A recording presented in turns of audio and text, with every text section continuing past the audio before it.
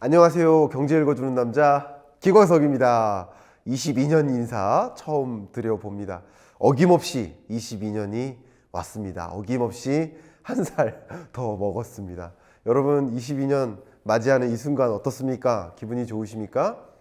22년 경제를 함께 들여다보는, 한번 정리를 했다면 지난주에 한번 들여다보는 그런 시간과 함께 여러분 22년 활기차게 시작하시면 어떨까 생각이 됩니다.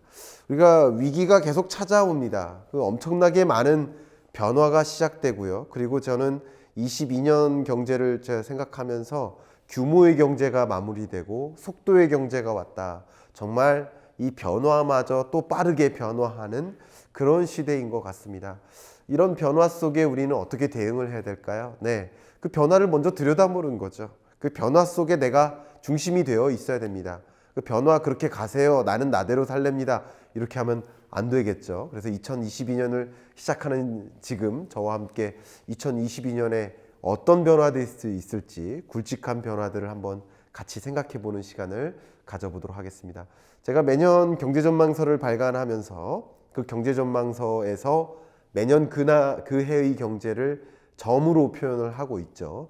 2021년은 이탈점, 그 충격으로부터 다소 벗어나기 시작하는 그런 해라고 정리를 했다면 2022년은 회의 귀점, point of turning back, 완전히 코로나19 이전 수준으로까지 돌아간다.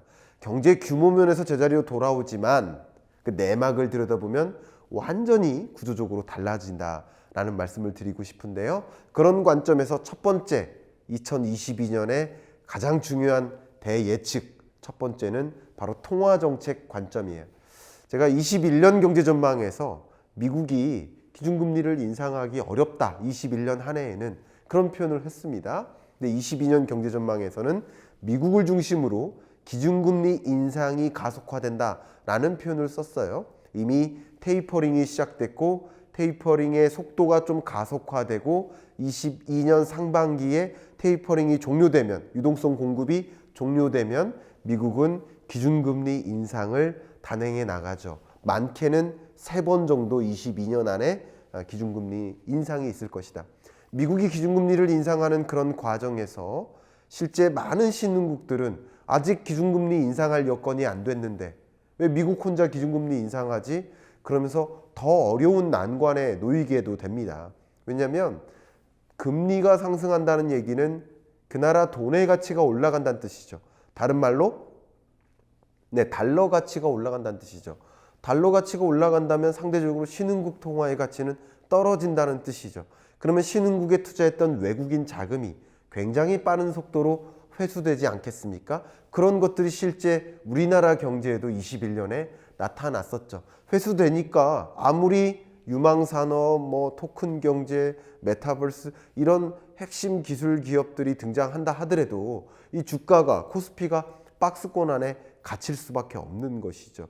그런 현상들은 신흥국들의 경우 더 처참합니다.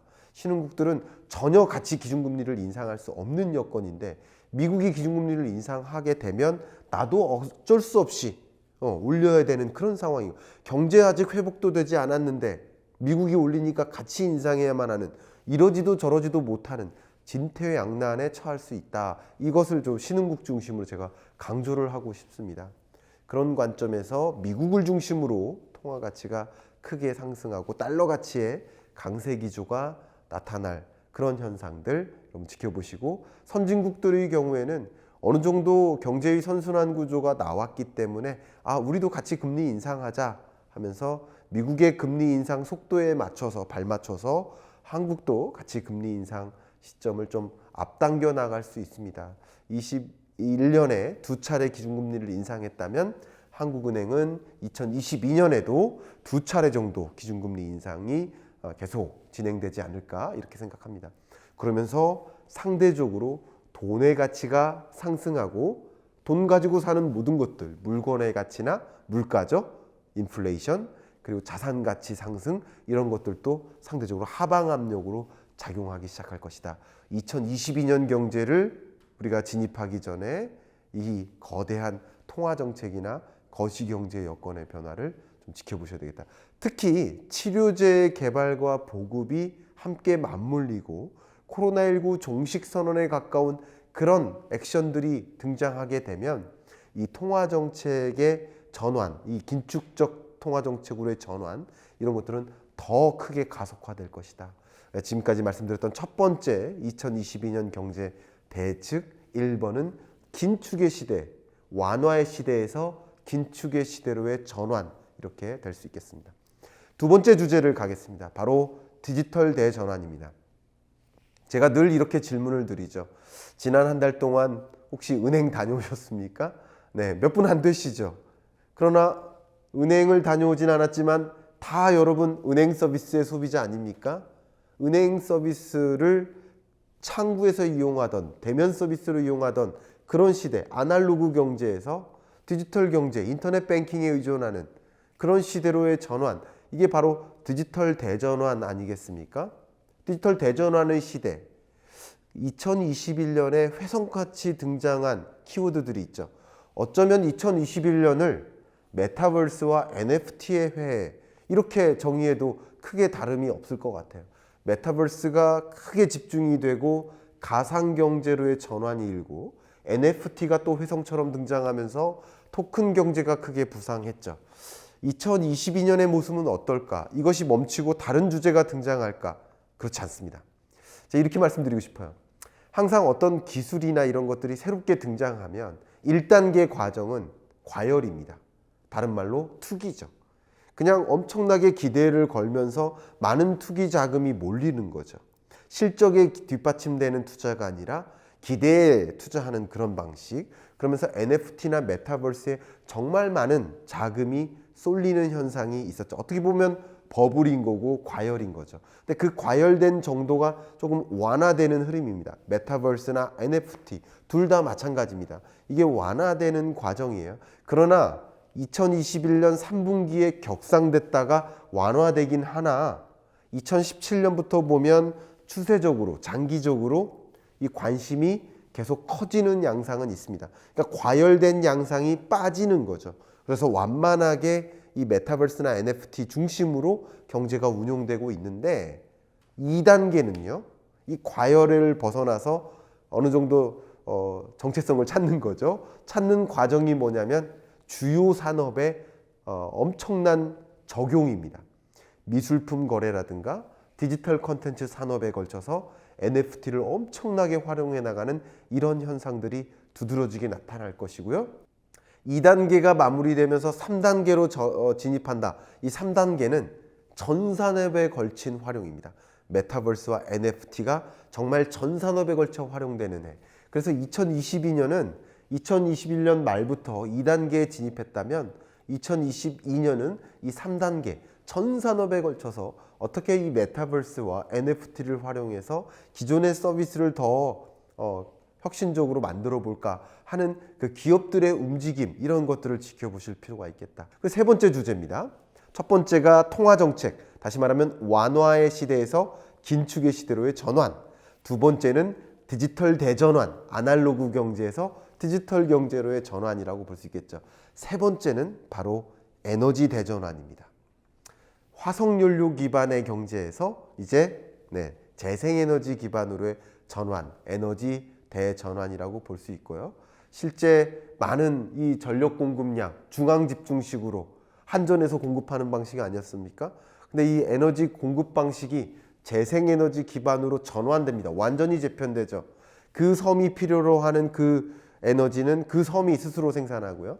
그 도시는 도시가, 이 건물이 필요한 에너지는 우리 건물이, 그 기업이 필요로 하는 에너지는 그 기업이 스스로 생산하는 이 분산 전력으로의 전환이 일어납니다. 이것도 거대한 전환이고요. 화석연료가 아니라 태양광, 풍력, 그리고 자동차로 치면 배터리와 같은 이 재생에너지 산업, 친환경 산업 중심으로 에너지의 대전환이 일어난다. 이건 정말 거스를 수 없는 변화고요. 지구 온도 변화가 이렇게 가파르게 상승하고 있기 때문에 지금보다 더 이상 1.5도씨 이상 상승하면 지구가 종말될 수 있다라는 그런 위협적인 국제기구들의 경고의 메시지들 때문에 국제사회에서 환경 규제를 강화합니다. 탄소 국경 조정세제, 이것도 22년에 굉장히 중요한 키워드라는 것을 강조하겠습니다. 쉽게 말하면 탄소 저감 노력 안 하면 유럽에 수출을 못 한다는 거예요. 우리나라 내부적으로도 마찬가지예요. 배기가스 기준을 강화하고 심지어 많은 주요 선진국들은 전기차 아닌 판매가 안 되게 만들겠다라는 그런 장치와 시스템을 마련하고 있습니다. 그런 식으로 엄청나게 움직이고요.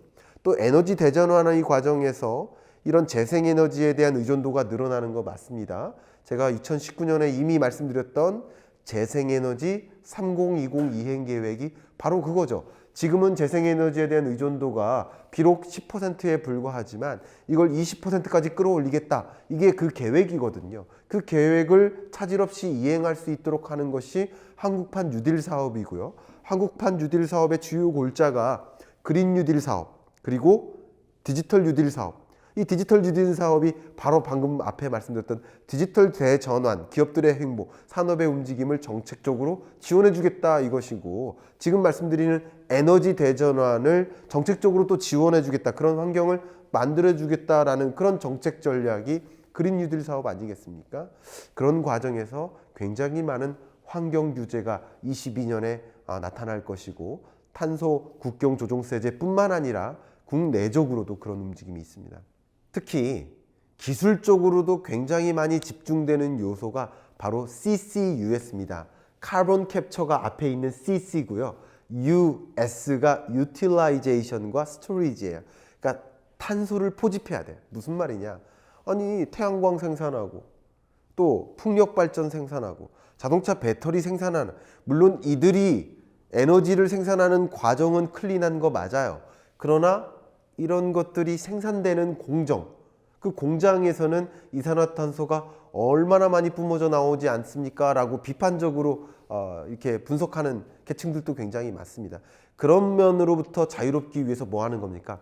공정 그 자체에 소위 말하는 거름막을 설치하는 거죠. 공장 굴뚝에 거름막을 설치해서 이산화탄소를 포집하는 겁니다. 이 포집된 이산화탄소를 잘 이동시켜서 지하 깊숙이 매장을 하거나 아니면 다른 방향으로 재사용하는, 이런 것들이 CCUS라고 하는데, 이런 부분에 대한 또 그린 뉴딜 사업에서 정책적 지원이라든가 R&D 예산 지원, 이런 것들도 있고, 기업들이 또 CCUS를 확보하고 또 고도화하고 혁신하는 그런 방향으로의 움직임이 두드러지게 나타날 것이다.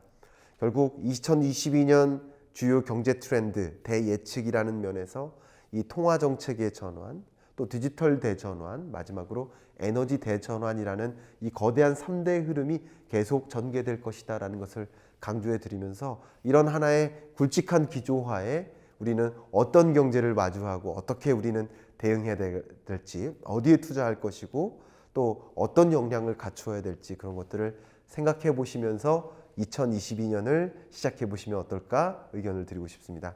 2022년 새해 복 많이 받으십시오.